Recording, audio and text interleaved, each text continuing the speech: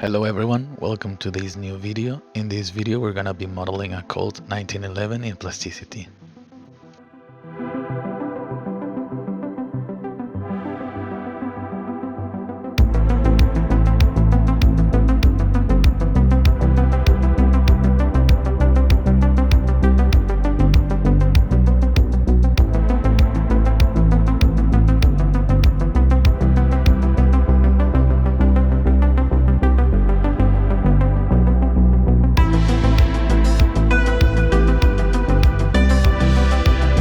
Okay, so now that we started the process of blocking out the Colt, I wanted to say that this video is more of an overview of weapon modeling in Plasticity because, of course, weapon modeling in general is a very time-consuming task, more so because of all the research that you need. It's not just modeling like the outside silhouette of the pistol or rifle or whatever. It's a lot of like research to see how the pieces work together.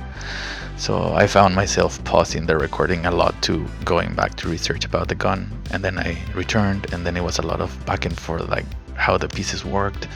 And then you see in the video that I modeled some pieces in a way, and then I go back, or in the video they are different later. That's because I kept researching and seeing that it was not like how I made it. But of course it doesn't have to be perfect because I modeled this for it to be a game asset, so it doesn't have to be like a one-to-one. It's more of a close enough, or like the inspiration behind it. But yeah, I always try to make it as close as possible to the model I picked. But I know it's not going to be perfect. So yeah, I think I didn't record any of the internal modeling of the slide. You're just gonna see the slide like internally modeled somewhat. I don't even remember when, but I modeled the internals and I didn't record the whole process. I think just like the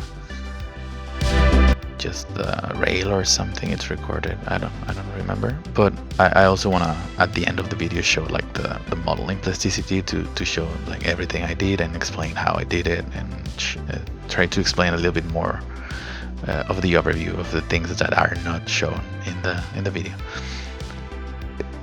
So yeah, there was a lot of surface modeling, and what I mean by surface modeling is like you have the piece as a solid, and then you cut out like a face of the model, and then you use like surface modeling operations to solve certain pieces. For example, the hammer, and I'll show in the end the hammer.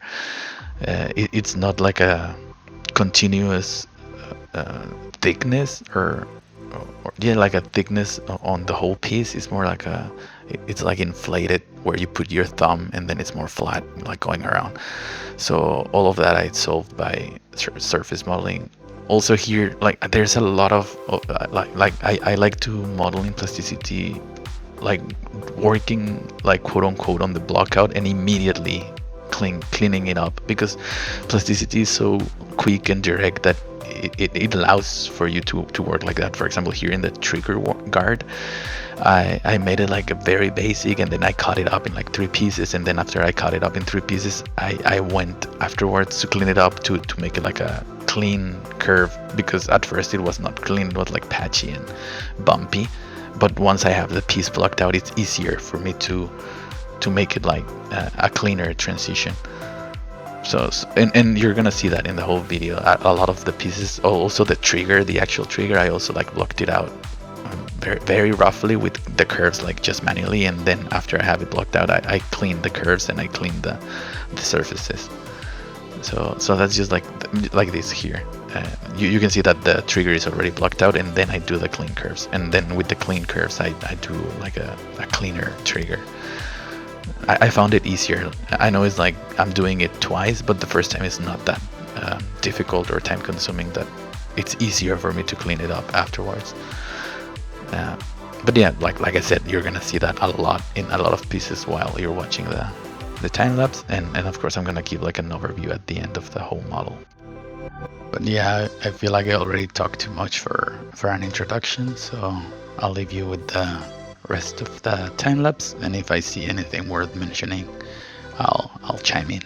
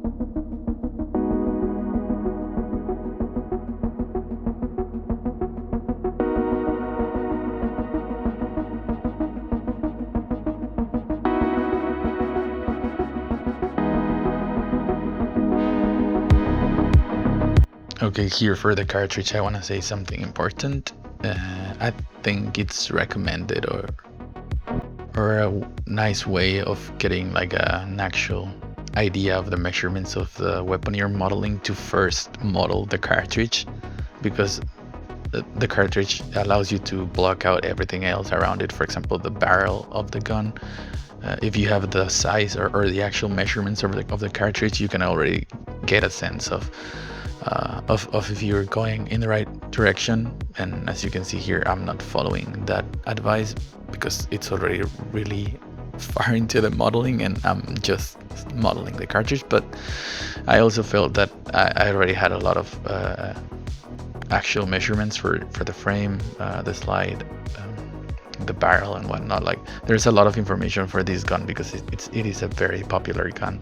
But if you're doing like I don't know, a different gun that's not that easy to research online,